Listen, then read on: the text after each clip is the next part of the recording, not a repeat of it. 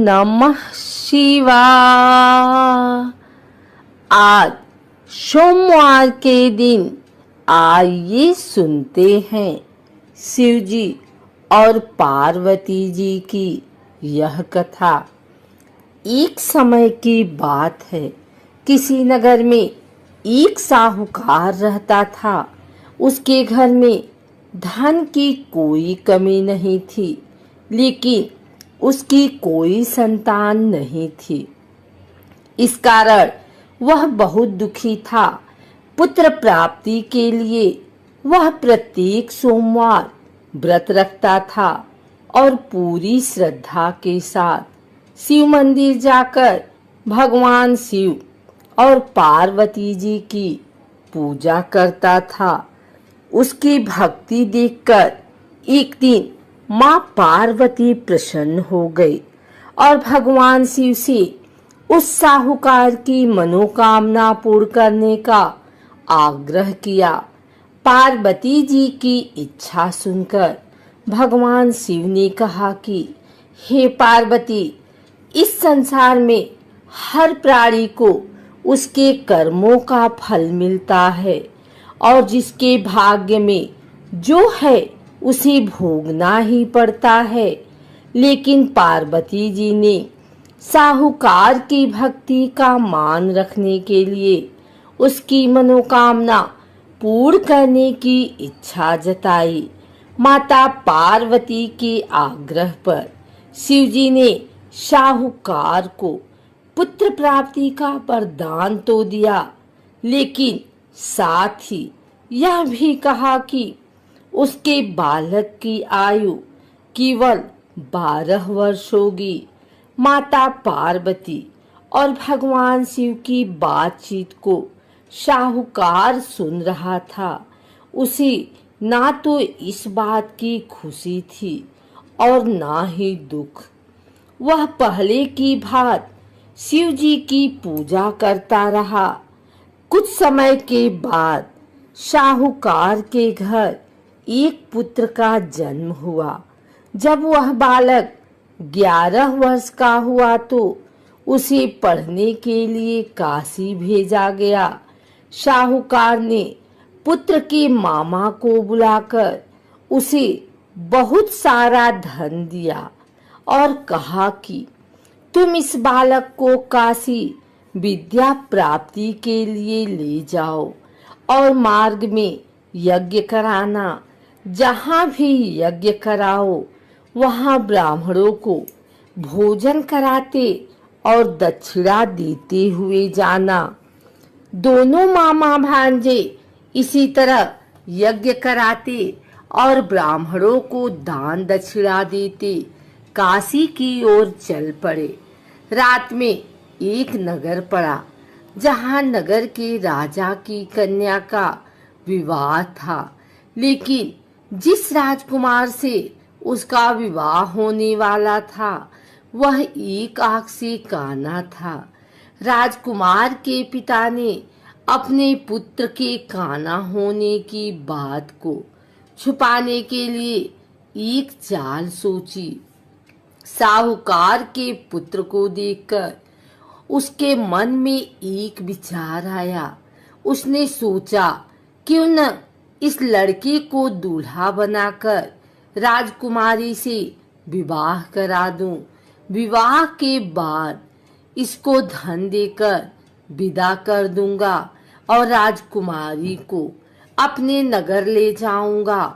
लड़के को दूल्हे के वस्त्र पहनाकर राजकुमारी से विवाह कर दिया गया। लेकिन साहूकार का पुत्र ईमानदार था। उसे यह बात न्याय संगत नहीं लगी। उसने अवसर पाकर राजकुमारी के चुन्नी के पल्ले पर लिखा कि तुम्हारा विवाह तो मेरे साथ हुआ है, लेकिन जिस राजकुमारी के संग तुम्हें भेजा जाएगा वह एक आंख से काना है। मैं तो काशी पढ़ने जा रहा हूँ। जब राजकुमारी ने चुन्नी पर लिखी बातें पढ़ी तो उसने अपने माता पिता को यह बात बताई। राजा ने अपनी पुत्री को विदा नहीं किया, जिससे बारात वापस चली गई। दूसरी ओर शाहूकार का लड़का और उसका मामा काशी पहुँचे और वहां जाकर उन्होंने यज्ञ किया। जिस दिन लड़के की आयु 12 साल की हुई, उसी दिन यज्ञ रखा गया। लड़के ने अपने मामा से कहा कि मेरी तबीयत कुछ ठीक नहीं है। मामा ने कहा कि तुम अंदर जाकर सो जाओ।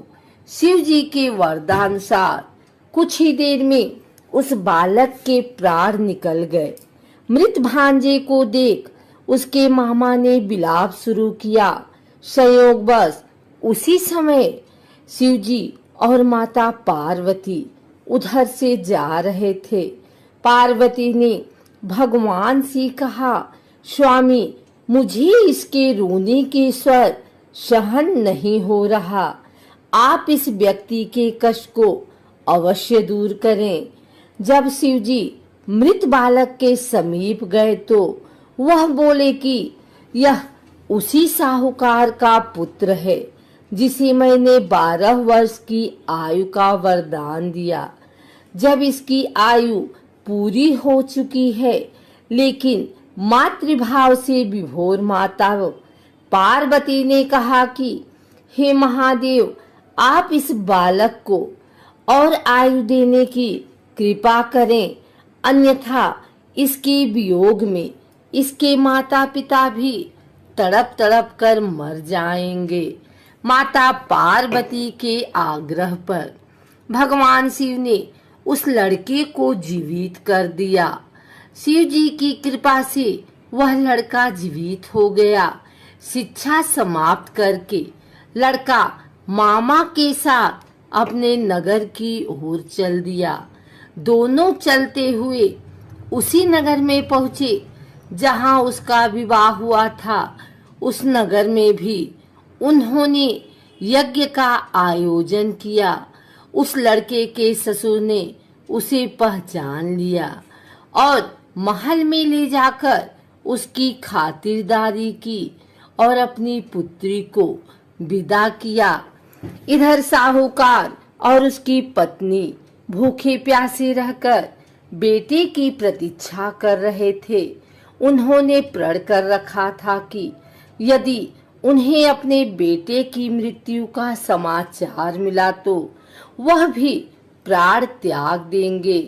परंतु अपने बेटे के जीवित होने का समाचार पाकर वह बेहद प्रसन्न हुए। उसी रात भगवान शिव ने व्यापारी के स्वप्न में आकर कहा, हे श्रेष्ठी, मैंने तेरे सोमवार के व्रत करने और व्रत कथा सुनने से प्रसन्न होकर तेरे पुत्र को लंबी आयु प्रदान की है।